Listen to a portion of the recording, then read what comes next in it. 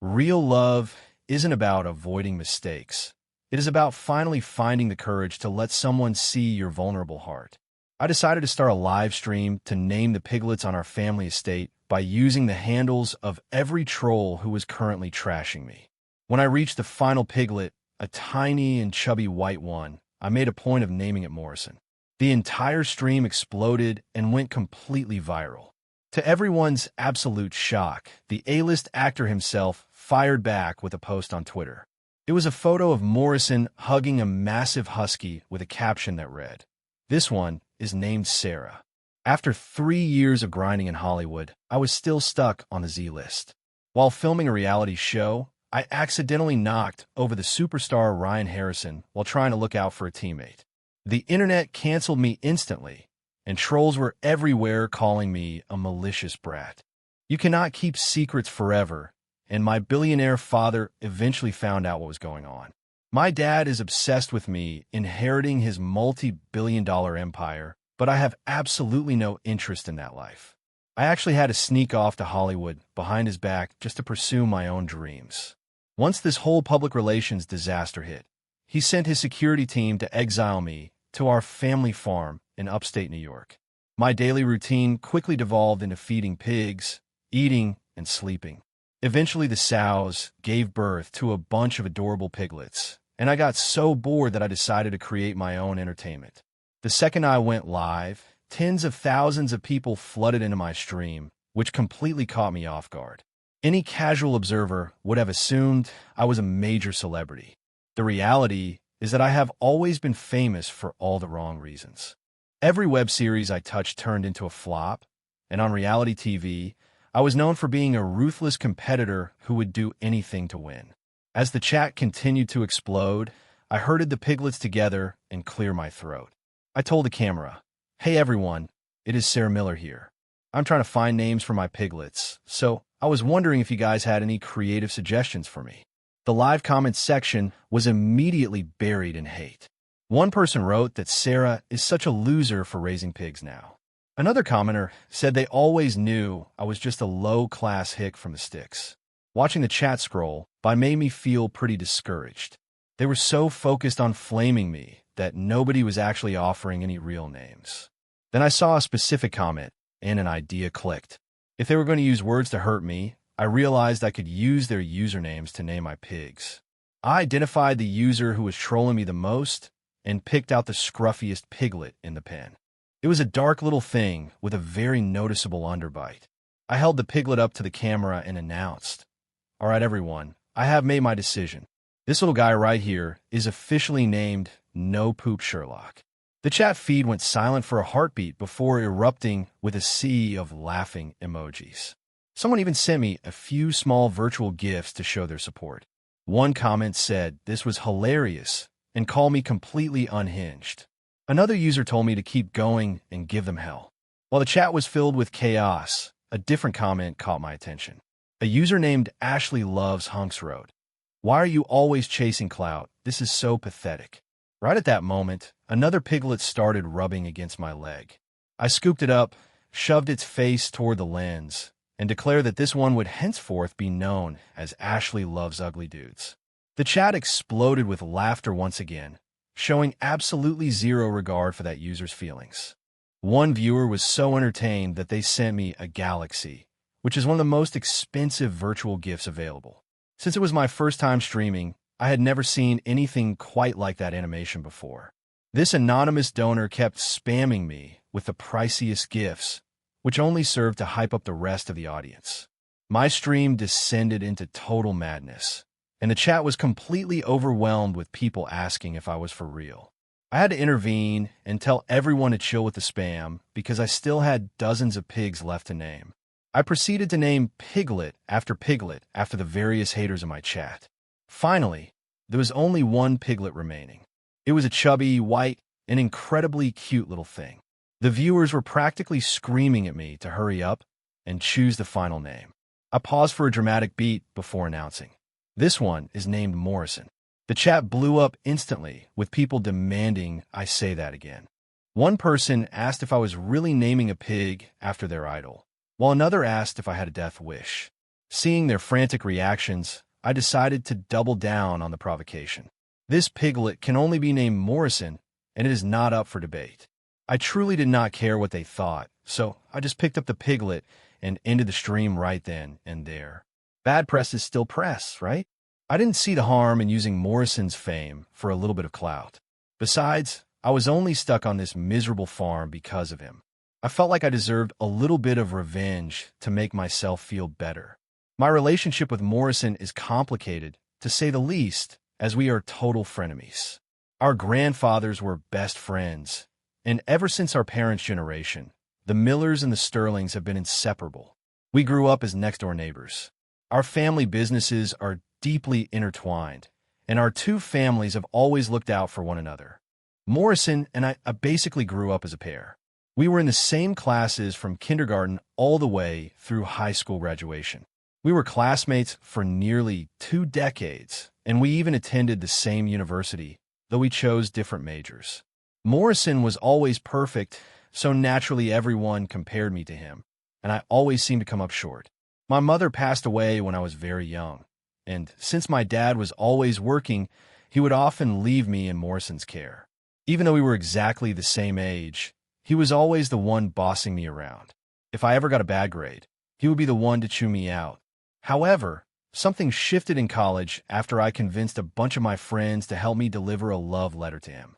He started acting differently after that. He still cared about me, but the dynamic had changed. Then I went to study abroad, and he never once reached out to me. By the time I returned to the States, he was already a famous, award-winning actor. We ran into each other a few times after that, but I was also trying to make it in Hollywood by then, so we barely spoke to avoid fueling any rumors. To the public, Morrison is this cool and aloof god. In reality, he is incredibly petty and holds a grudge like nobody's business. It is just like when we were kids, every time I messed up, he would snitch on me to my father. Nowadays, whenever any bad press about me surfaces, he forwards it straight to my father, who then proceeds to tear into me. That video of me accidentally knocking over Ryan Harrison was actually sent to my dad by Morrison himself. The very next day, I was shipped off to the farm. So, my decision to name a pig after him was totally justified, right? I even gave him the cuter one of the bunch. My smug satisfaction didn't last very long, though, because I suddenly blew up all over the internet. The actor had posted on Twitter at 6 in the morning. I was dead asleep when a frantic call from my agent, Liz, jolted me awake. I answered groggily, only to have her shrill voice scream through the speaker, telling me to look at the mess I had made. It is bad enough that you name pigs after trolls, but you just had to use the name of an A-list celebrity. I was still half asleep, so I just yawned and mumbled, asking her which A-lister she was talking about. I could practically hear Liz crushing her phone in frustration on the other end. Sarah, you need to check what is trending on Twitter right now. I am coming to get you, and I don't care if you have to dig a tunnel out of there. You are getting your butt back to Los Angeles. I unlocked my phone and looked at the trending topics, and my stomach immediately dropped. The hashtags were all about Morrison Sterling's message and asking who Sarah Miller was. My hand was shaking as I opened Morrison's Twitter, and my brain just went completely numb. The post said this one is named Sarah, accompanied by a photo of Morrison hugging a small husky. I shot straight up in bed, wondering what was seriously wrong with him. He is the one who snitched on me to my dad and got me exiled here in the first place. I didn't see why me naming a pig after him was such a big deal. As I scrolled through Twitter, I saw that most people were piling on the hate. Some were mocking me, while others were speculating wildly about our relationship. There were even comments claiming I was nothing compared to Ryan Harrison and that I wasn't good enough for Morrison. Reading those comments made me clench my jaw in anger. I immediately shot Morrison a text on iMessage. I asked if he was insane and told him to look at what he had posted. I told him he was making my life impossible and demanded he delete it right now. It was as if he had been waiting for me, because he replied instantly with a voice note. I heard his light chuckle, a sound that felt like a feather brushing against my heart. He simply said that he wasn't deleting it. Then he went completely silent, ignoring all of my frantic follow-up texts. I quickly got dressed and packed my bags, and with Liz's help, I managed to escape the farm. As I was leaving, I actually felt a little sad to be leaving those piglets behind. I told myself I would be back for them eventually. Liz informed me that she had booked me on a new reality show, arguing that I should ride this current wave of publicity. I was definitely famous now, just in the most ridiculous way possible. Standing on the set, I felt completely dazed. The producers were clearly just trying to stir up as much drama as possible. They were well aware that Ryan and I were frenemies, but they put us on the same team anyway. I didn't really care as long as we won, but the live audience was definitely not happy about it. People were asking why Sarah Miller was even there and telling this loser to stop riding Ryan's coattails. Honestly, I didn't want to be there either. Nobody wants to be around the guy who basically got them canceled in the first place. The moment I laid eyes on Ryan, my mood soured completely. The game was over almost as soon as it had begun. Ryan was a completely useless teammate, and even though I kept winning my individual rounds, it didn't seem to matter. Our team score was the lowest, which meant we had to face the penalty. The host had a wicked grin that told me nothing good was coming, and I was right. The penalty was that we had to send a text saying, "I miss you, can you come back?" to the very first contact in our iMessage. The moment he announced it, the audience and the other guests went wild, with everyone screaming for us to go through with it. I nearly choked on the spot. I wondered who the first person on my recent list was, praying it wasn't Morrison, but of course it was. My face must have gone pale, because I really did not want to do this. Ryan went first, pulling out his phone and opening his iMessage. His first contact was simply saved as the letter M.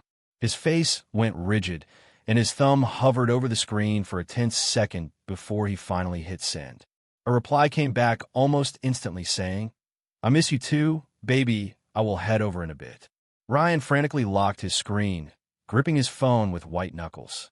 One of the other guests gasped and asked if that was Morrison Sterling. Hearing that name made everyone even more excited as they urged Ryan to text back. Ryan just shook his head and told everyone not to start rumors, insisting it wasn't Morrison's number. Nobody believed him based on his obvious reaction, and they started chanting for him to send another message. Ryan just said quietly that he had already completed the penalty and asked them not to bother the person. That only made the audience go crazier, with everyone convinced it was Morrison and that they were dating. I stayed silent through the whole ordeal. I knew that wasn't Morrison's profile picture, but it looked so familiar that I just couldn't place where I'd seen it. The host finally settled the crowd down and announced that since Ryan had faced his punishment, it was now my turn. All eyes were on me in that moment.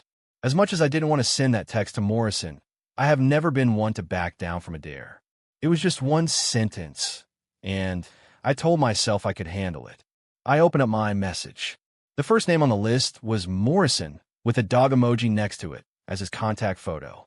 I gritted my teeth, typed out the message, and hit send. I wrote, "I miss you, can you come back?" I was praying with everything I had that he wouldn't reply.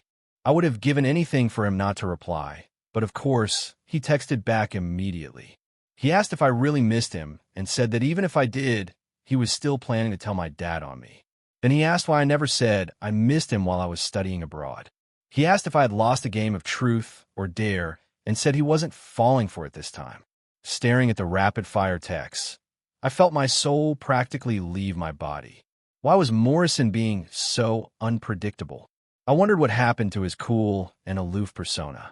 A second later, a FaceTime call from him popped up on my screen. I frantically declined it, only to get another text immediately telling me to answer the phone. Just seeing those 3 words made me perfectly picture his expression. His gorgeous eyes would be narrowed and filled with sheer annoyance. If I kept ignoring him, he would eventually whisper for me to be good. Whenever he did that, I would cave in seconds and tell him everything. Worried that the audience would figure out exactly who it was, I quickly texted that I was filming a show and shut off my phone. The audience was buzzing, completely shocked by the exchange they had just witnessed. They were saying that whoever seemed hilarious, like a clingy but proud puppy. They even commented that the dog emoji I had for him made perfect sense now. Listening to the audience, I had to laugh to myself. Calling Morrison a puppy was such a bold move, though they had no idea. There was a very specific reason I used that emoji for him, mostly because his actions could be just plain savage sometimes. Throughout my entire life, whenever Morrison got involved in my business, it always ended badly for me. When we were kids, I would be the one waiting in the creek to catch fish or climbing trees for bird eggs while he just stood there watching me with an expressionless face. I would be nice and give him a couple of the eggs, only for him to immediately march them over to my grandfather. That would always earn me a serious scolding. Back in school, if I ever got into a fight, I would beg him not to tell my father. He would promise he wouldn't, then immediately go and rat me out, which always got me grounded. This most recent time, I specifically asked him not to tell my dad about the whole internet cancellation scandal. He just looked at me, nodded, and said okay. The very next day, I was gifted an all-expenses-paid trip to this pig-feeding palooza. His methods are truly ruthless. In today's terms, he is a professional backstabber. That is exactly why I gave him the dog emoji. And now he is posting on Twitter to clap back at me by naming a husky Sarah. He was obviously trying to stir up trouble and lead people to misunderstand our situation. Morrison is rich, handsome, and has been everyone's dream guy since we were kids. He is always poised and polite, appearing a little distant but never rude. To be honest, I have had a massive crush on him for years as well. Everything I said before was just me being stubborn and proud. Unfortunately, my crush was completely one-sided. When I once worked up the courage to ask if he wanted a date, he told me that he only thought of me as a little sister.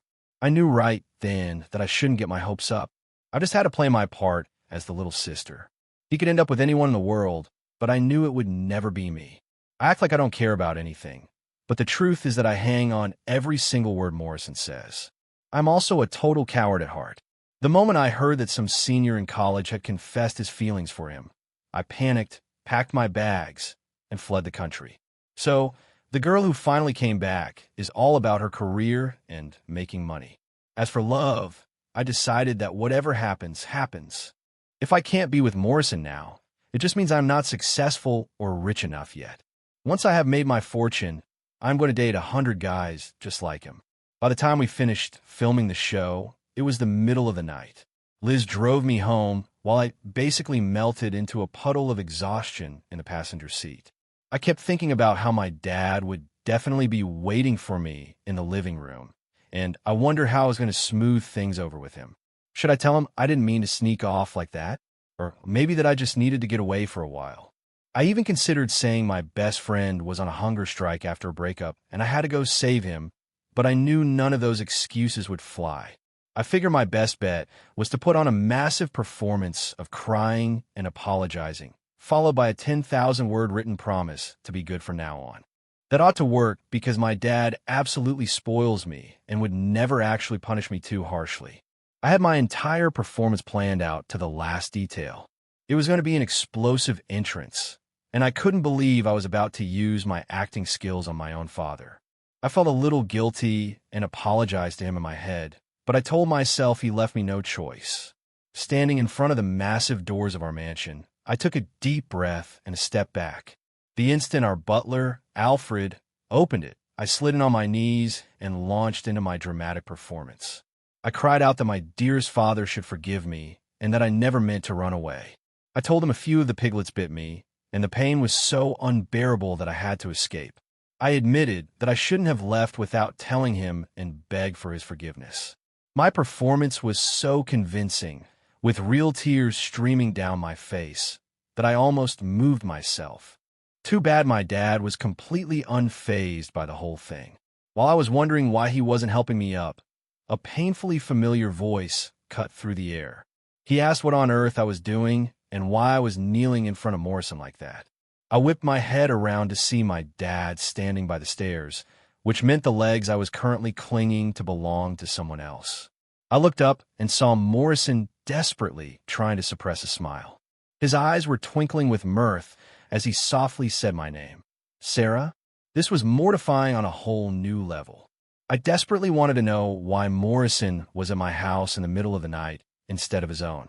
I slowly got to my feet and tried to play it off by asking my dad if it was a good performance.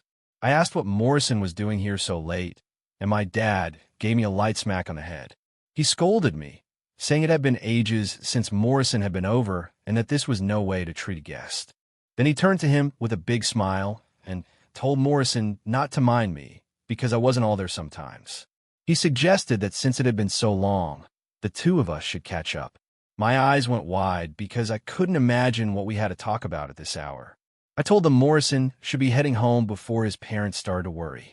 Morrison just smiled sweetly and explained that his parents were on vacation in Europe, and he seemed to have misplaced his keys. He said he was hoping he could stay the night if Mr. Miller and I didn't mind. I stared at him with my eyes wide because he was clearly lying through his teeth. He claimed he lost his keys, but I had just seen a huge keychain sitting right there on a console table by the door. Something was definitely up. I decided to play it cool and see what he was actually planning. My dad was completely unfazed and told him he could stay in his usual room. He told Morrison to just let me know if he needed anything, and Morrison nodded sweetly while telling my dad to get some rest. Dad gave a little wave, telling us both to get to bed early and not to stay up too late. I saw my dad pause as he rounded the corner, and he turned back to me with a serious look. He told me to take good care of Morrison and mentioned that Morrison had told him I was deliberately ignoring his text today. I scoffed because I knew exactly what he was doing. He was here to tattle on me again, and I wondered what his game was this time. Once my dad was out of sight, I marched right up to him and demanded to know what he was really doing here. He looked down, and the warm light from the lamp caught his hair, making it shimmer in the dark hallway.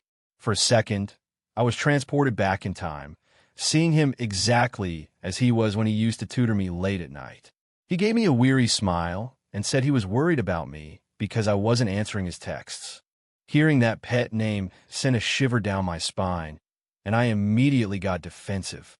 For years, that name had been his secret weapon against me. It always got a reaction because it was tied to a secret story that only the two of us shared. When I was 17, my family's business went through a major crisis, and my dad was working around the clock to save it. He couldn't look after me, so he left me in the care of the Sterlings. That was when I started walking to and from school with Morrison every single day. One afternoon, we were walking home, and Morrison was waiting for me while I bought a hot dog from a street vendor. As I passed a nearby alley, I heard a faint whimpering sound coming from the shadows. Something felt wrong, so I told Morrison to wait there and quickly ducked into the darkness. I followed the sound and found a tiny kitten covered in blood. It couldn't have been more than a few weeks old, but some monster had clearly tortured it. It was lying on the cold ground, struggling just to breathe. I knelt down and saw how badly it was actually hurt. Its jaw was twisted, its left front paw had been partially hacked off, and one of its ears was sliced. It was lying there in a pool of its own blood, letting out the faintest meow as if it were begging me to save its life. I could barely take care of myself back then, but I gently scooped the kitten into my arms, ready to get it out of there. Just then, 3 guys holding steel pipes blocked the alley entrance.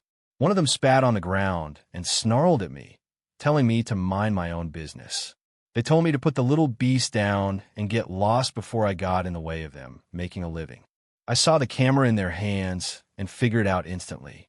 They were the kind of scum who made and sold animal abuse videos for profit. I sneered at them, pulling the trembling kitten closer to my chest. I told them they were worse than animals for making money off that kind of filth. I called them pathetic bullies who preyed on the helpless and told them they made me sick. One of them yelled at me, asking what I had just said. The skinny one with tattoos started swinging his pipe as he charged toward me. He screamed that he was going to teach me some respect, but I dodged his swing easily. I had spent a few summers with my grandmother, and she had taught me some basic kickboxing and jiu-jitsu for self-defense. I leaned back to dodge the first guy's pipe and saw an opening. I used his thigh as a springboard to launch a powerful kick at the tattooed guy. I followed up with a spinning kick that sent the third guy flying across the alley. Through all of this, the kitten remained quiet, nestled in the crook of my arm as if it knew I was protecting it. Seeing his buddies on the ground, the last guy lost it and charged at me, throwing a wild punch. I had to fight him off one-handed while still cradling the kitten. I caught his wrist, gave a sharp twist, and forced him to his knees. Another one tried to sneak up on me, but I sent him flying with a well-placed kick. In that split second of distraction, the guy on his knees viciously grabbed the kitten's mangled paw. A shriek of pain echoed through the alley, and I immediately drove my knee hard into his chin. He coughed up blood and passed out cold on the pavement. It all happened in a few seconds, but it was a big enough opening for them to strike back. The skinny guy's knife sliced through my school jacket, leaving a deep gash across my back. The sudden pain made me drop to one knee. I saw the steel pipe swinging toward my head and squeezed my eyes shut. I figured I would be laid up for a few months, but at least I had saved a life. After a moment, I realized that nothing had happened.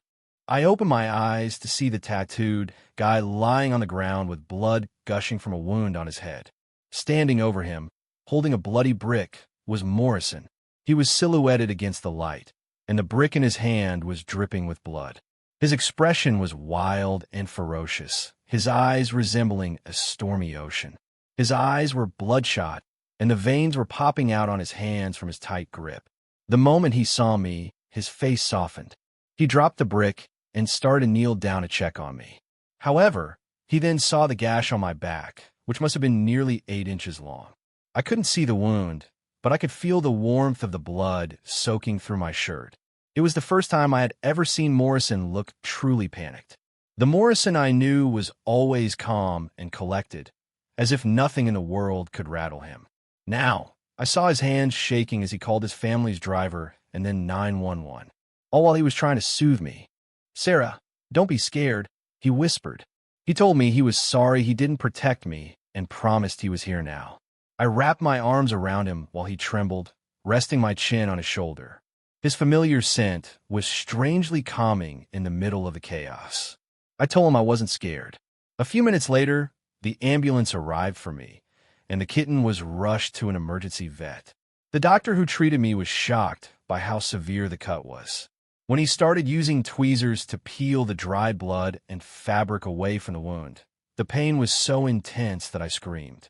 I was writhing on the examination table and clutching Morrison's arm for dear life. Since the cut was on my back, I had to be shirtless while lying face down on the bed. I saw Morrison's cheeks flush as he awkwardly looked away. He reached out and gently stroked my hair to comfort me. Cleaning the wound was one thing, but the disinfecting part was pure agony. The cut was so deep that it felt like the alcohol swab was digging right into the muscle. The burning sensation was like fire, a pain that shot straight to the bone. Sweat and tears streamed down my face. It hurt so much that I just started bawling like a baby. Hearing me cry made Morrison's fist tighten. Finally, he gave in and turned toward me. I buried my face against him and wrapped my arms tightly around his waist while sobbing. He had no choice but to let me cling to him. Even though I couldn't see them, I knew his hands were clenched into fists, but he just gently patted my back. The whole agonizing procedure took over an hour. By the end, the doctor, Morrison, and I were all sweating. As the doctor wrapped the bandage around my torso, he told me I needed to apply ointment and change the dressing regularly. He suggested that if I couldn't reach it myself, I should have a friend help me. Morrison memorized every single word the doctor said. It was dark by the time I was released from the hospital. After that, every day at school, Morrison and I would meet in an empty classroom after every few periods so he could change my dressing. At first, I was really embarrassed about taking my shirt off in front of him. He just raised an eyebrow and asked what the problem was. He teased me, saying I was brave enough to get into a fight, but now I was too shy to take off my shirt. He asked if I was a crybaby and suggested they should start calling me Sarah the Crybaby. I shot back that I wasn't a crybaby and that I was a hero, my face turning bright red as I reluctantly pulled off my shirt. As he dabbed the ointment on with a cotton swab, he teased me, saying I wasn't Sarah the Crybaby, but rather Sarah the Big Crybaby. I told him to stop it. After he finished, he glanced at my back and gave a little awkward cough. He told me I was done, calling me Crybaby again. Then he mentioned that the kitten was getting treatment. He said the cat was badly hurt, but once he was better, we would bring him home together. He said we would bring him home, emphasizing the we instead of just me. I was a little stunned by that, but I just nodded dumbly. On our walk home, I suddenly announced that I was going to name him Rocky. I chose that name because he is a fighter, and I knew he would stay strong no matter what. Morrison turned to me with a deadpan look on his face.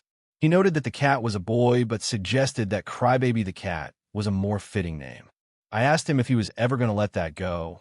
Then I suddenly remembered something and stopped walking. Morrison stopped too, raising an eyebrow at me. I asked him what had happened to those scumbags from the alley. I lamented that I didn't even get to properly finish them off. Morrison's expression remained casual, but I could see a storm brewing deep in his eyes. He just shrugged nonchalantly and said he didn't know, suggesting that maybe they were dead.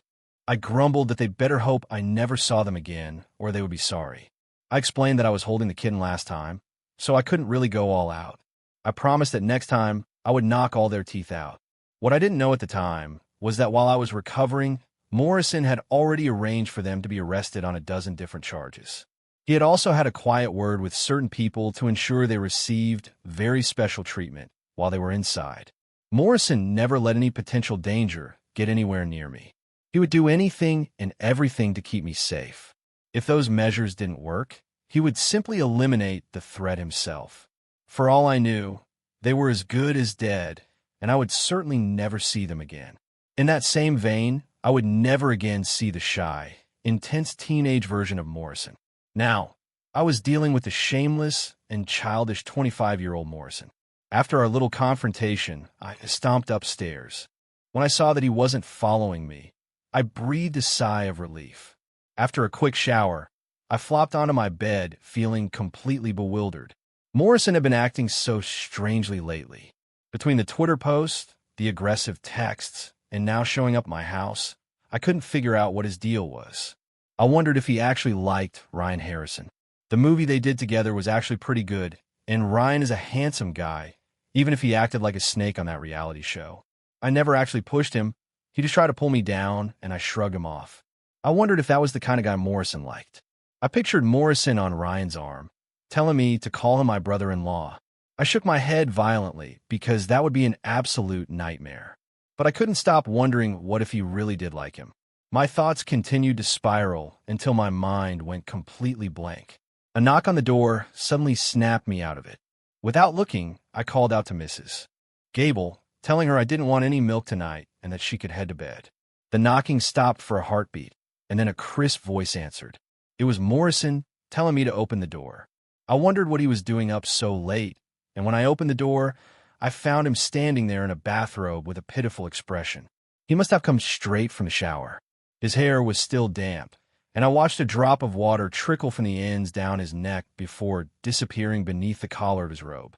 That look, combined with his stunning face and a vulnerable expression that was so out of character, made my own face feel like it was on fire. I quickly turned and walked back into my room, trying to escape his magnetic presence. I sat on the edge of my bed as he followed me inside.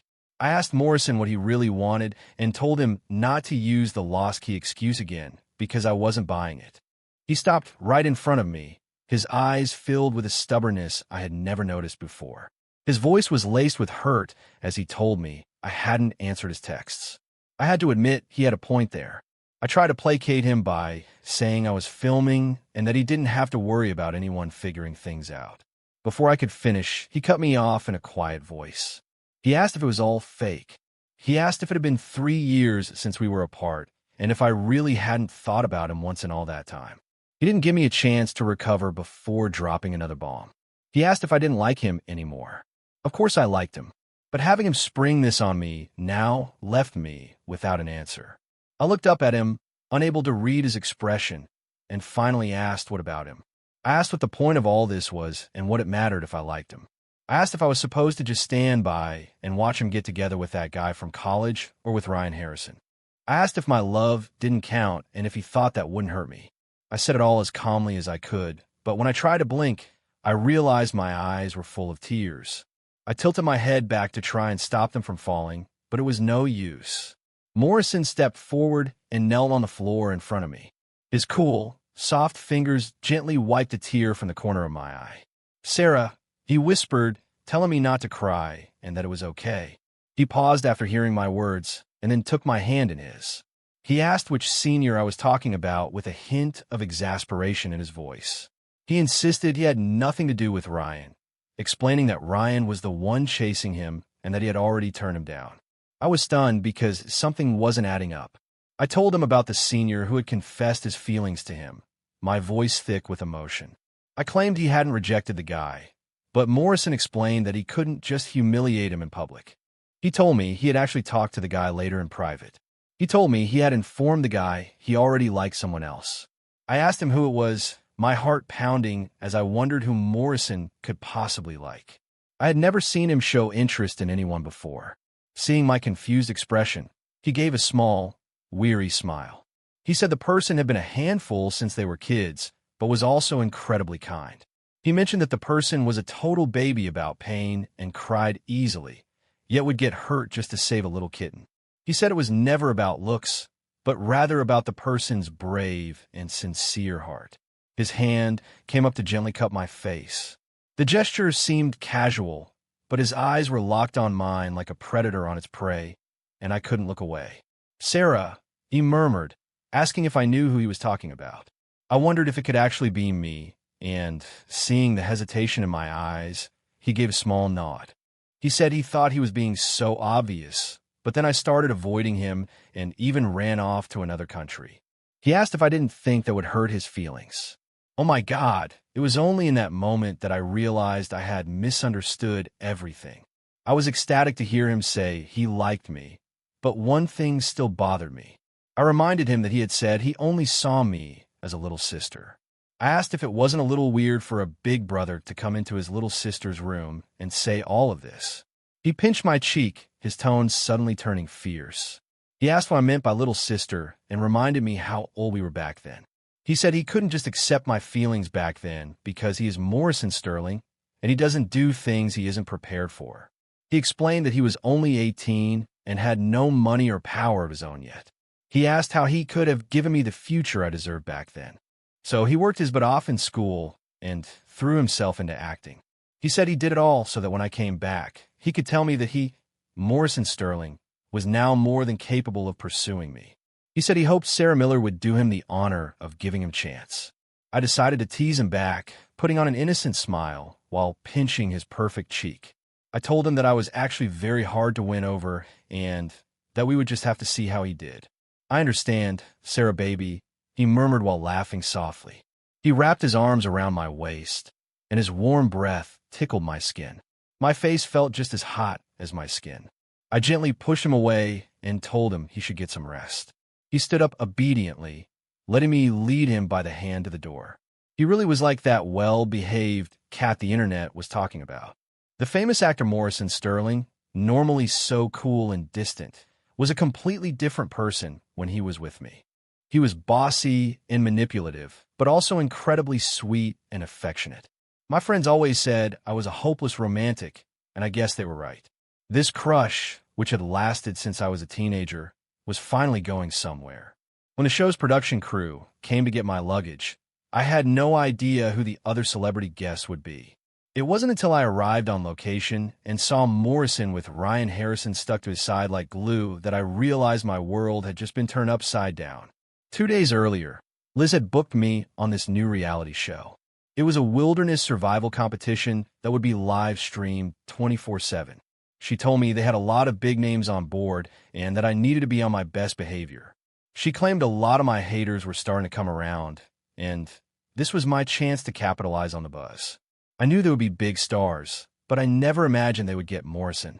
He saw me and gave a small, polite smile before taking my bag from me. He said hello and introduced himself as Morrison, saying it was a pleasure to be working with me. Watching him put on this formal act made me just smile back. So, we were playing pretend, were we? Fine, I could play along with that. I said hi and introduced myself as Sarah, saying it was great to be there. Ryan, watching our all-too-familiar exchange, looked wary. He smoothly inserted himself between us and laughed about the coincidence. He said he didn't think he needed an introduction since he and I were old friends. I smiled back, though the feeling didn't reach my eyes, and agreed it was a real coincidence. A little while later, all the guests had arrived. We were shuttled to the filming location in a production van, and the live stream officially kicked off. When we arrived at the location, it felt strangely familiar. The hills and the creek all looked exactly like the wilderness behind the Sterling estate. My family's farm was actually right over the next hill. Morrison and I used to run around here all the time as kids, chasing chickens and fishing in the creek. I stuck a glance at Morrison and caught him looking right at me. He gave me a slow blink, his eyes sparkling with amusement. He knew exactly where we were. I guiltily averted my gaze and pretended to listen intently to the producer's instructions. Of course, our little exchange did not go unnoticed by the viewers watching the stream. People were asking what was up with the two of us and saying there was no way we didn't know each other. They were obsessing over the way Morrison looked at me.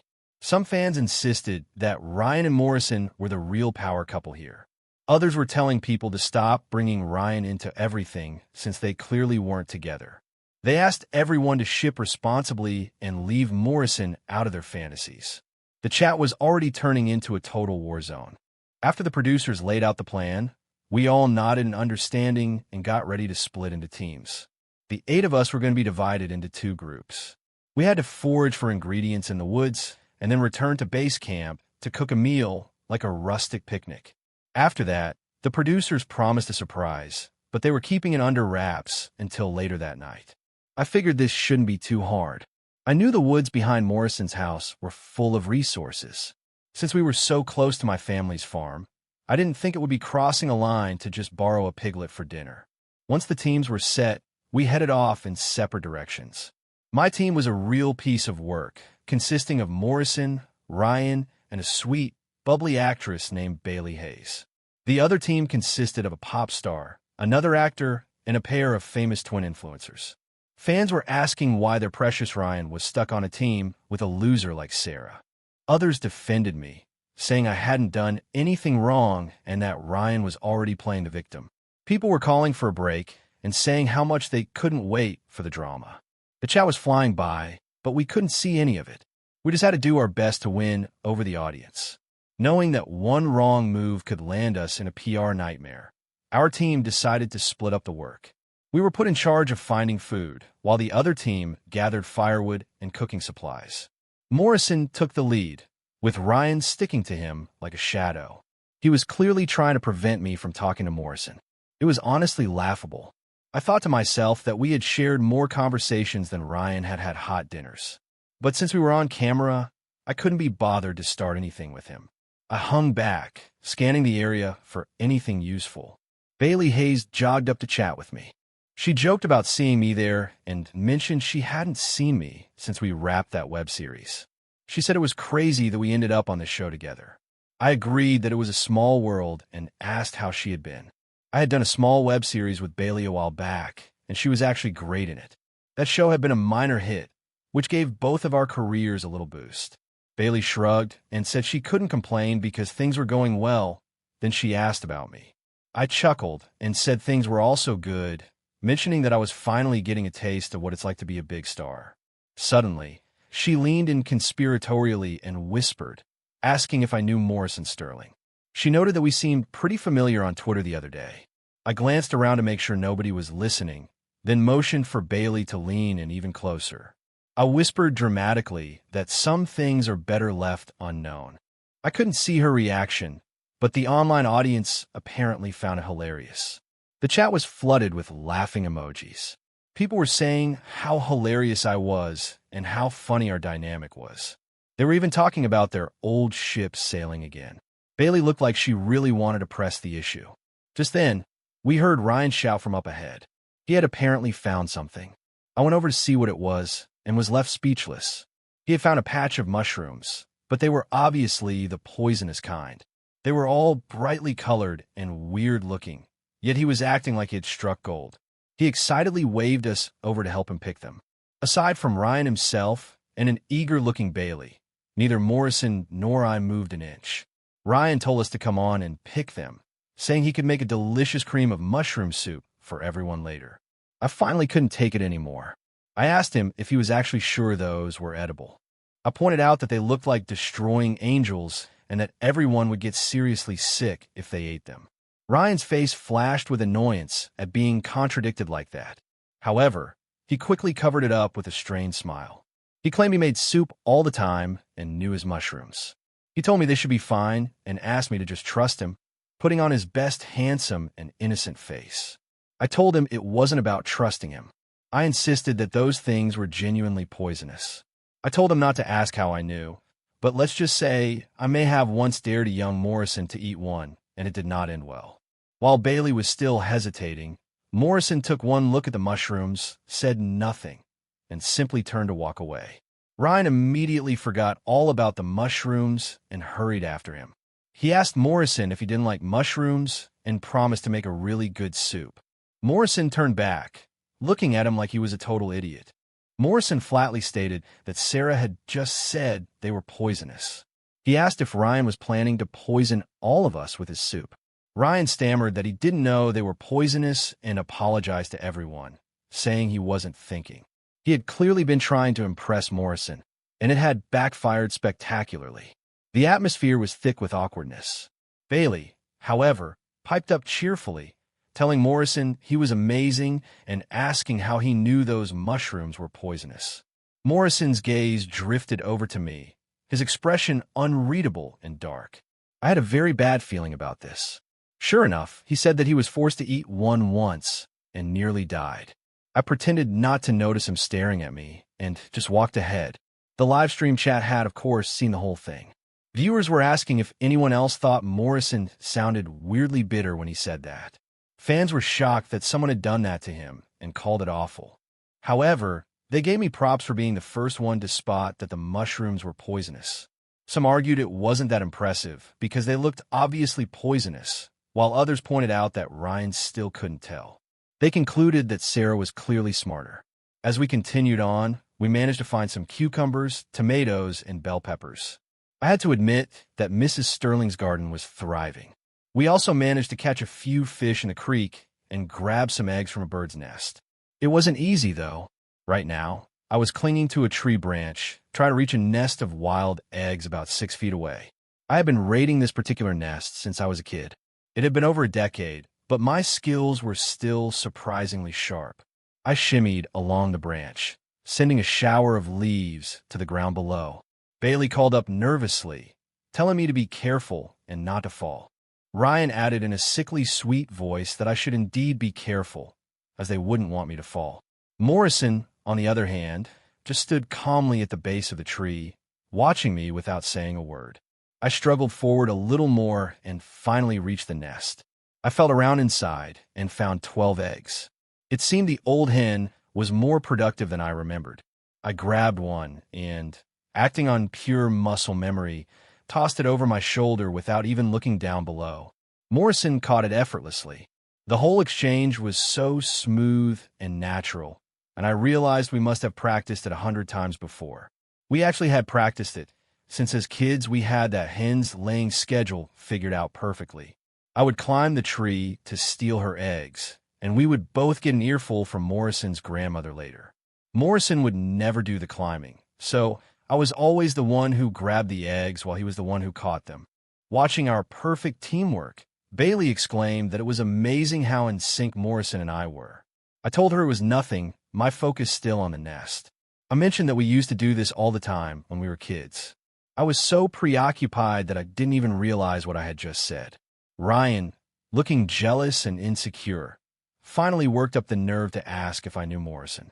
His question immediately snapped me back to reality. I casually mentioned that we knew each other back in the day. Morrison suddenly interjected, asking if that meant we didn't know each other now, his voice sharp enough to make my brain short-circuit. To smooth things over, I just laughed awkwardly. I quickly added that of course we know each other now too. Morrison just stared at me, his lips pressed into a thin line. I saw there were only a couple of eggs left in the nest, so I decided to leave them for the poor bird. I was getting ready to climb back down when I felt a strange prickling on the back of my neck, as if I were being watched. I turned my head and came face to face with the mother hen. She looked from me to her half-empty nest, and her tail feathers started to puff up. I realized she was about to attack. I scrambled down the trunk, but the damn bird launched itself into the air and kicked me square in the back. My scream echoed through the woods as I lost my grip and started to fall. I squeezed my eyes shut, bracing for the impact. Instead of hitting the ground, however, I landed in a warm embrace. I opened my eyes and realized it was Morrison and even after blinking, it was still him holding me. He gently set me on my feet and asked if I was okay, his voice laced with concern. I waved him off in embarrassment, saying I was fine and that the stupid bird had just startled me. I was about to say more when I saw the hen dive bombing our entire group. I grabbed Bailey's arm and yelled for everyone to run because that thing was vicious. So I ran, dragging Bailey, who was dragging Ryan, while Morrison brought up the rear. We didn't stop until we were clear of the trees, all of us gasping for breath. It wasn't that I was afraid of the bird. It was just that I knew from experience how much it hurt to get pecked by it. Morrison and I had both been victims of its wrath as kids, and our legs had remained swollen for a month. Once I caught my breath, I did a quick head count. Everyone was there, and nobody seemed to be injured. I was just thankful that no one had been attacked. Bailey flopped down on the grass, asked what had happened to the eggs. Ryan said they were here, his eyes red and his voice trembling as he pulled the contents out of his pocket. He claimed he didn't mean to break them and that he was just so scared. I stared at him in utter disbelief. Of the 10 eggs I had risked my life for, 2 were smashed and 1 was completely gone. We only had 7 left. I just sighed and said it was fine since we at least had some, and that we would just have to share. I stood up and got my bearings. We had run all the way to the other side of the woods, which put us right near my grandmother's farm. I suggested that, in that case, we might as well go see what other ingredients we could find there. The whole time, Morrison had this icy expression on his face. I tried to talk to him a few times, but he completely ignored me. I had absolutely no idea what I had done to upset him this time. With no other choice, I just kept chatting with Bailey, completely missing the fact that Morrison was glaring daggers at my back. His face was as dark as a thundercloud. The online viewers were, of course, having a field day with all of this. Fans were asking if anyone else thought Morrison sounded weirdly bitter when he said that. They couldn't believe someone had been so awful to him. However, they gave me props for being the first one to spot that the mushrooms were poisonous. When we reached the edge of the farm, I hopped the fence in full view of the live stream cameras. The sign next to it said no trespassing, but I wasn't a trespasser. I was simply Grandma's favorite granddaughter. After I led the rest of the nervous group over the fence, I saw my grandmother.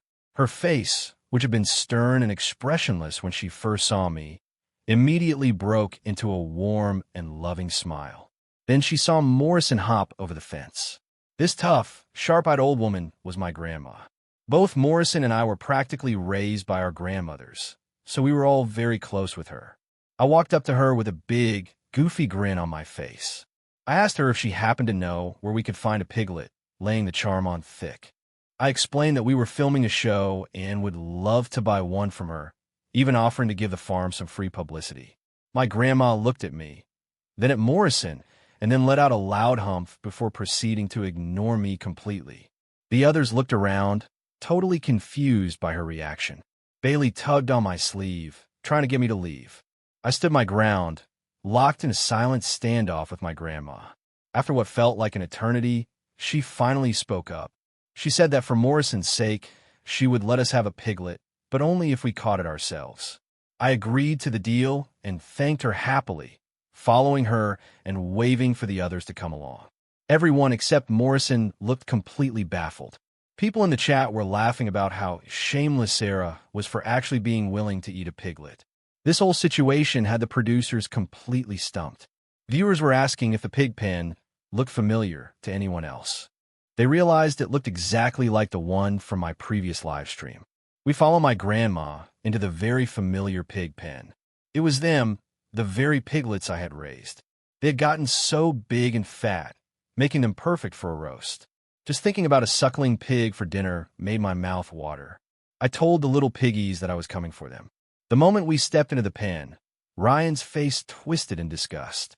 Bailey noticed and asked with concern if Ryan was okay because he didn't look so good. Ryan nodded weakly and complained that the place was so dirty, saying he was feeling a little sick. I was offended that he called it sick when the place gets hosed down 3 times a day and completely cleaned out every other day. I wondered what he was talking about and if I had scrubbed all those troughs for nothing. While I was fuming internally, Morrison turned to me and asked which one we were going to eat. Ryan cut in with a voice full of fake concern, asking if we were really going to eat one of those piglets. He reminded us that they were living creatures. He went on about how hard it must be for this old woman to raise them all by herself. His ridiculous speech almost made me laugh out loud. Morrison was looking at him with an amused expression, and I could see my grandma rolling her eyes so hard I thought they might get stuck. I was speechless. If I had committed a crime, I would rather be judged by a jury than listen to this guy's sanctimonious lecture. I pointed out that we hadn't found any other main course and asked if we were supposed to eat leave for dinner. I asked him why he was worried about this one pig when he eats steak and lobster all the time.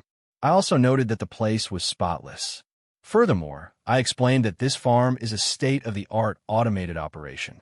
I told him this old woman probably makes more in a day than he will make in his entire life, so maybe he should worry about himself. The chat exploded immediately. Some people said I didn't have to be so mean to Ryan just because I didn't like him. Others commented that Sarah was savage but not wrong. They asked if trolls could do anything besides spew hate. Some viewers wondered if it was just them, or if there was something really weird going on between Morrison and Sarah. People kept pointing out that the pig pen looked exactly like the one from my live stream. I watched Ryan's face turn beet red. He looked at Morrison, his eyes starting to well up with tears. Ryan stammered that he just needed a minute, then covered his face and ran out of the pen. Morrison's expression didn't change at all. He just gave a slight nod. Bailey looked worriedly from us to Ryan's retreating figure, then ran out after him. I knew my words would probably give me a ton of hate online, but I didn't care. I told myself people could insult me all they wanted, but they couldn't insult my grandmother's hard work. My family is where I draw the line in the sand. Once the two of them were gone, I looked at Morrison and then at my grandma, and I just couldn't hold it in anymore. I burst out laughing. My grandma walked over and rapped me on the head a few times. She scolded me, calling me a little rascal for just leaving without a word and leaving her all alone with the pigs. Morrison and I, along with the entire internet, were left speechless. I just grinned sheepishly at her. I told her I couldn't help it because it was a last-minute job and I didn't have time to call. I asked who could have known the show would be filming here. I announced to everyone that this was my actual grandmother. I told her I wanted roasted pig. My grandma shot me a glare and said that Morrison hadn't said what he wanted yet. She insisted we would see what Morrison wanted to eat first. The entire time, Morrison had been giving me the silent treatment. Even now, he wouldn't look at me. I subtly tugged on his sleeve while giving him my best puppy dog eyes. I begged Morrison, saying I was really craving that roasted pig. Morrison shot me a sideways glance before finally giving in.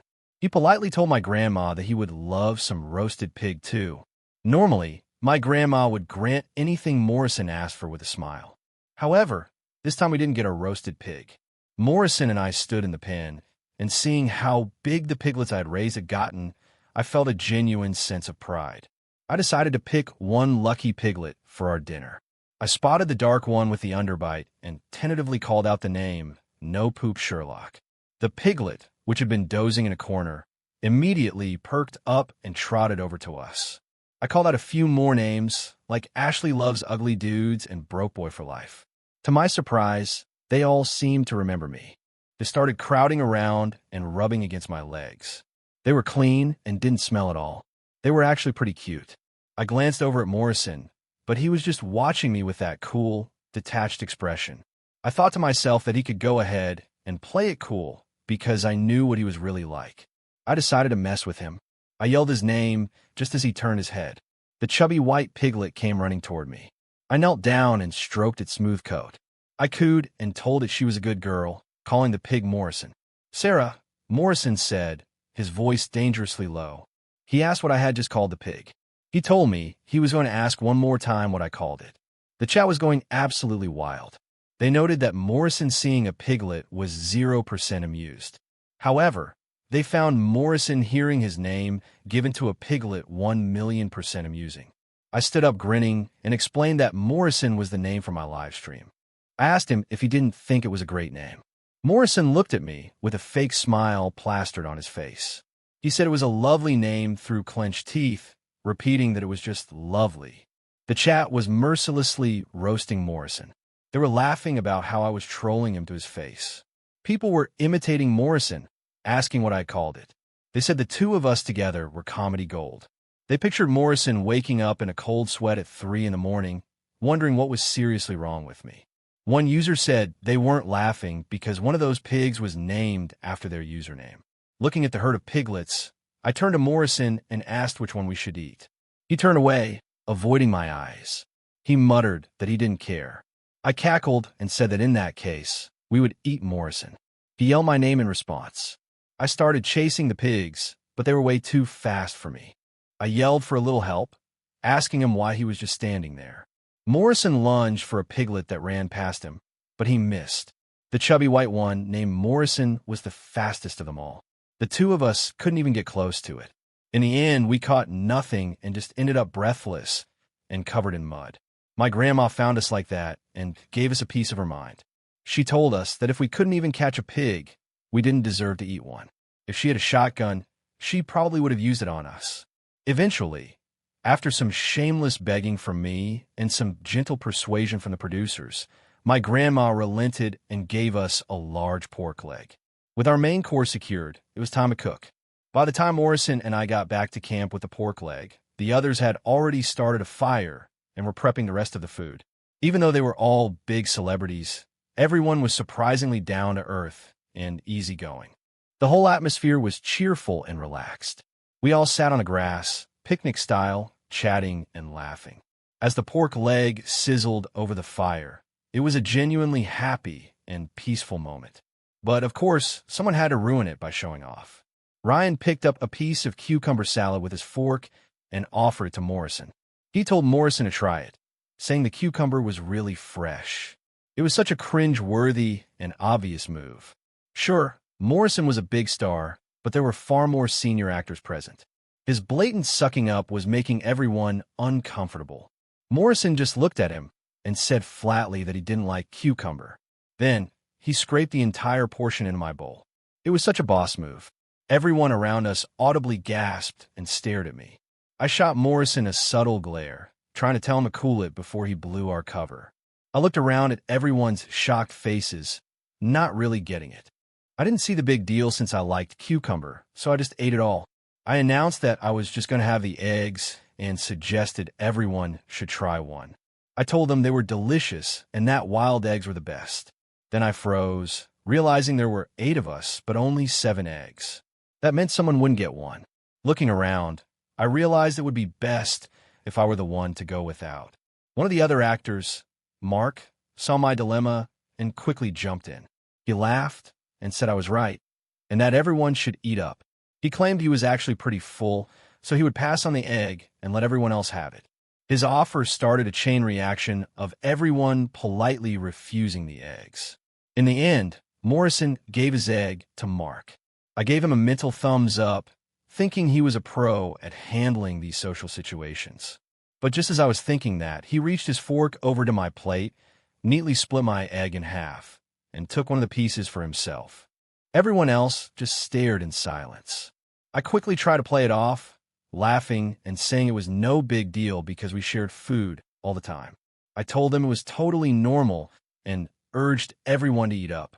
My comment, of course, only made everyone more curious.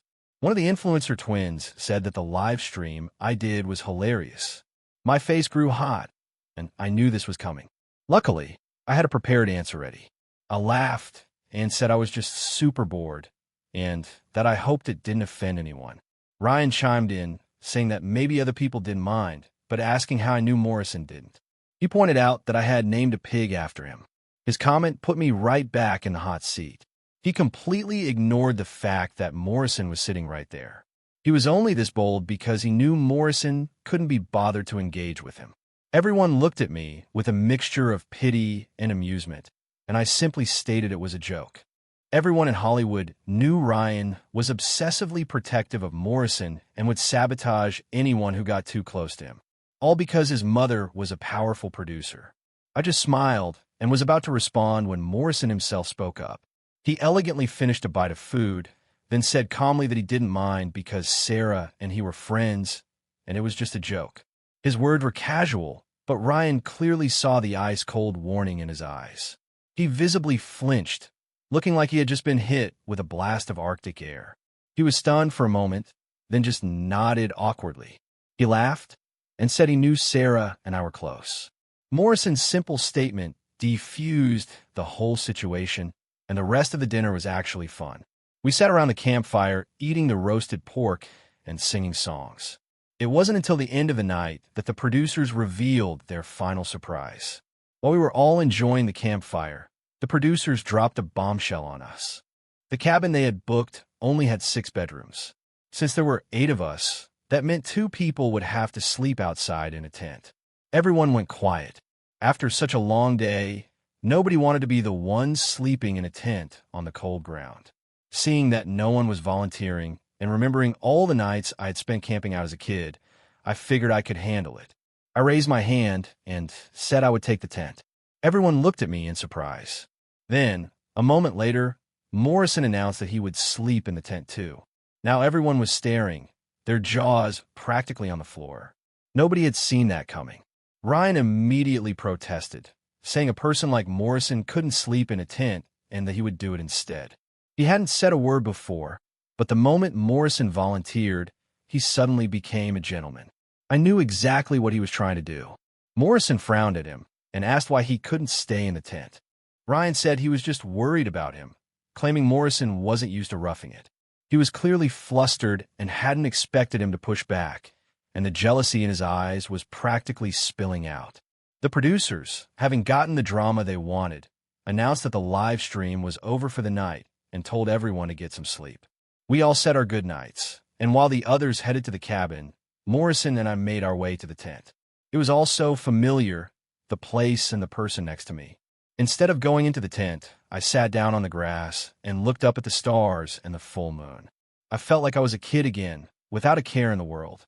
We used to chase fireflies and run around until we were exhausted, then collapse on this very lawn to watch the night sky. I heard a rustle in the grass beside me. I didn't have to look to know exactly who it was. I asked if the cameras were off and if the live stream was really over. I told him he was being pretty bold by getting this close to me. Morrison sat down beside me and coolly confirmed that they were off.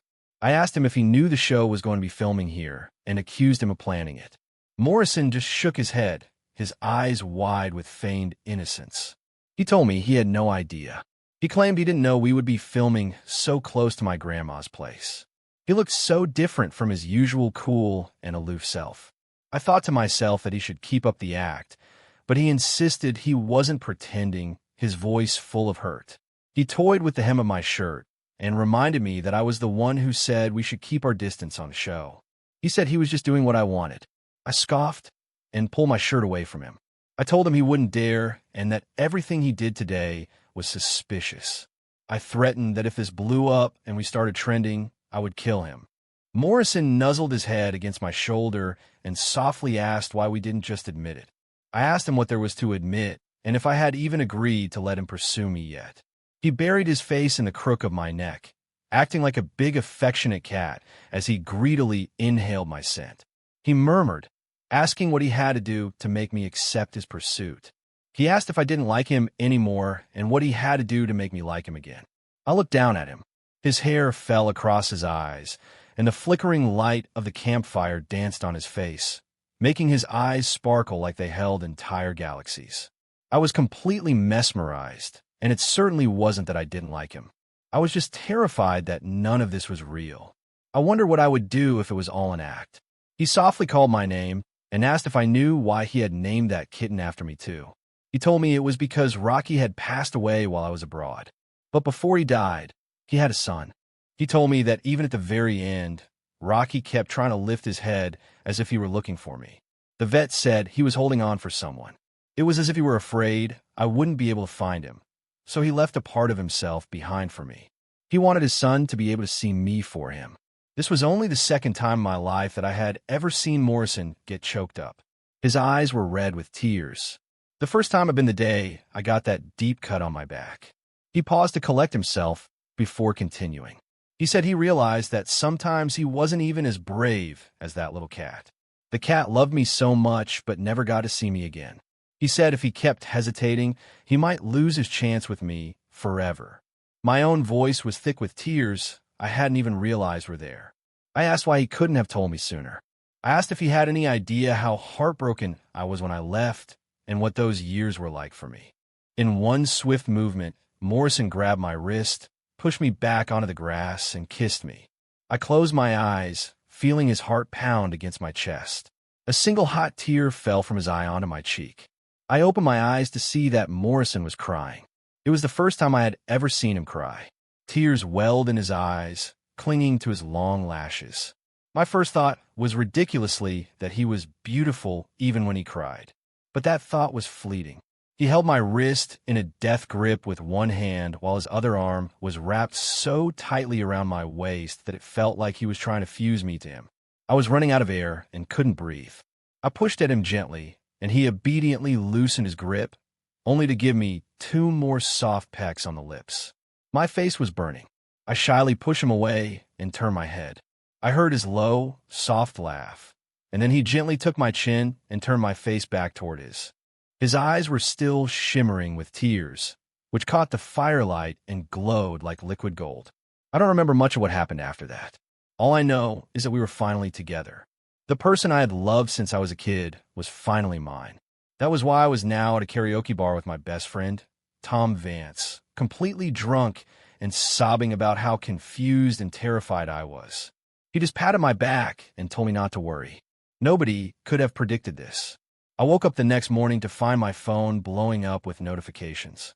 The top trending topics on Twitter were about Morrison Sterling confessing to Sarah Miller and us kissing in tears. The hashtag #MyShipIsReal was everywhere. People were tweeting that Morrison loved Sarah and that he had finally found his first love.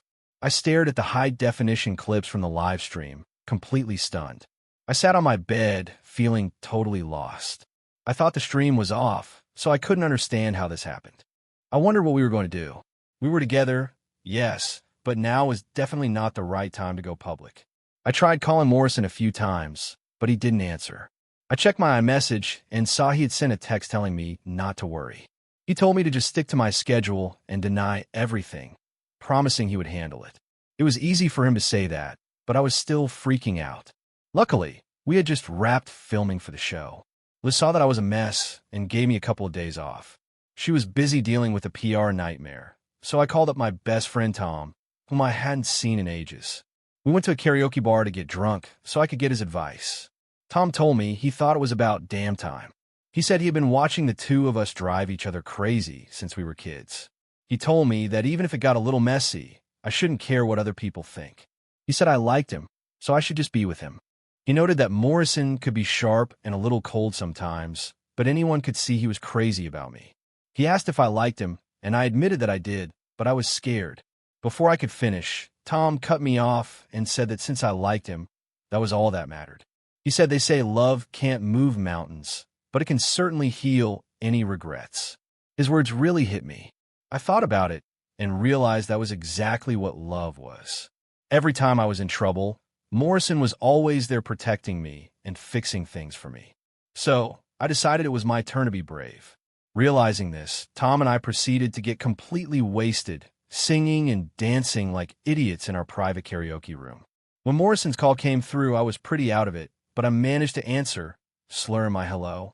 I heard his soft laugh on the other end as he called me sweetie.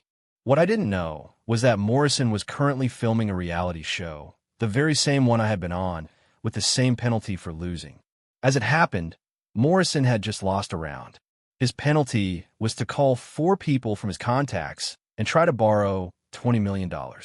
It was a huge amount, but Morrison didn't seem worried at all. In front of the live audience, he opened his phone's contact list. The first person he called was saved as Her Majesty the Queen. The person on the other end answered and asked who was calling. He said hi to his mom and told her he needed to borrow $20 million. There was a long pause followed by a cold laugh, as she asked if he only remembered he had a mother now. She said she didn't have $20 million, and even if she did, she wouldn't lend it to him. She told him to go ask his sweetie for it, because she had given all her money to him. Then she hung up. The call lasted less than 10 seconds, and the audience erupted in laughter. Nobody expected the famous actor's family life to be so hilarious. As they laughed, everyone started speculating about who this Sweetie could be. The second person he called was saved as Sweetie's dad. It rang for a long time before a man answered. He said he didn't have any money because his wife had all of it. He claimed to be broke and told Morrison to stop calling him and call his Sweetie instead. Then he hung up too. Morrison hadn't even gotten a word in before being shut down. The audience was howling with laughter. Morrison just smiled wearily, as he still had 2 chances left. He decided to call the contact saved as Big Sis. She answered and asked what he wanted. A deep, sultry voice answered, making the audience swoon. He said hey to his sister and told her he needed to borrow $20 million. There was a brief pause. She asked Morrison what was going on with him. She asked if he was really saying that after all this drama, he still hadn't landed his Sweetie. She reminded him that she had given him so many opportunities and he still couldn't close the deal. She said the whole world was trying to get them together and they still weren't official. She asked how she could lend him money when he was failing so spectacularly. She promised that the day his Sweetie posted on Twitter that they were together, she wouldn't just give him $20 million, but $2 billion as a wedding present. Morrison didn't get angry. He just smiled and thanked his sister, saying he would do his best. His sister seemed surprised, then just snorted and said they would see if he had what it took before she hung up. For his last chance, Morrison called the contact saved as my Sarah. At this point, it wasn't even a mystery, as everyone knew exactly who it was. When I finally answered, the entire studio audience held its breath. I said hello, and Morrison called me Sweetie, noticing the noise in the background. He frowned and asked where I was. I was completely wasted, sprawled out on the couch. I told him I was I asked where I was again. I turned to Tom, who made a gesture. I slurred into the phone that I was at a karaoke bar getting drunk. I told him it was great and asked if he wanted some. Morrison's grip on his phone tightened. He said he wasn't drinking and neither was I, his voice like ice. He told me he was coming to get me. His cold tone was the last straw for my drunken, emotional brain. I burst into tears and sobbed about how hard my life was. I started to say that he knew that I... Everyone in the studio was on the edge of their seats, waiting to hear what I would say next. They were not prepared for what actually came out of my mouth. I started singing that I was a goofy goober and that we were all goofy goobers. I started singing into the phone at the top of my lungs. The entire internet and Morrison were listening. Tom finally had enough of my drunken antics and snatched the phone away from me. Tom asked if it was $20 million and said he would send it. He told Morrison to just come get me from the usual spot and to hurry because he couldn't deal with me anymore. Then he hung up. Less than 3 minutes later, a notification for a $20 million transfer popped up on Morrison's phone. The entire studio was stunned silent for a moment before erupting into the loudest laughter yet. For the first time that night, Morrison laughed along with them. It was a weary, helpless laugh. After the show wrapped, one of the hosts asked Morrison what his plans were for the rest of the night. Morrison just sighed, a small smile appearing on his face. He asked what else he would do besides go pick up that crybaby and take her home. By the time Morrison arrived, I had already passed out. He and Tom had to carry me to his car. Before he left, Tom gave him a stern warning, saying he knew Morrison really liked me and asking him to be good to me. He said if Morrison ever hurt me, he would have to answer to him. Morrison looked Tom straight in the eye and promised that he would. He told Tom he knew how much he loved me. Tom nodded, satisfied, and waved as he drove away. The girl he had watched grow up had finally found her happiness. When I woke up, I was in a familiar room. It was Morrison's house, in the guest room he always kept for me. He was sitting on the edge of the bed, watching me. He softly noted that I was awake and asked if I was hungry. He asked if my head hurt or if he could get me anything. I tried to remember what had happened the night before, but my mind was a complete blank. I hesitantly asked about yesterday, and if I had said anything stupid. All I could remember was answering his call. Seeing the wicked little smile on his face, I knew I was in trouble. Not all, Sarah, he said sweetly, claiming I had just sang a little song. I grabbed my phone and saw the trending topics. I also saw the viral video of my performance. Seeing that the hashtags weren't going away, I made a decision. I realized that if we couldn't kill the story, we might as well lean into it. I looked up into Morrison's deep, dark eyes. I told him we should go public. He looked absolutely stunned. He asked me what I had just said. He asked me to say it again, and I did, holding his gaze and saying we should make it official. He shot up and threw his arms around my waist, his body trembling with excitement. I could feel his happiness radiating off him, and I felt it too. I had loved him for so long, so I wondered why I should care what anyone else thought. I realized that love could truly heal all regrets. For once, my heart was winning out over my head. A little while later, Morrison and I posted a photo of the two of us holding Rocky's son. My caption said that love can cross any distance and heal any regret. Morrison's caption, however, said that he finally had all the Sarahs in his arms. Within minutes of posting, our Twitter accounts blew up. Most of the comments were supportive, though there were still some skeptics. But we didn't care about any of that because it was just us. We were finally just us. We looked at each other, our eyes shining with tears, and we both burst out laughing. Nothing could ever come between us again. The best second chance isn't about going back in time. It is about choosing, right now, to stop running from the person you have always wanted.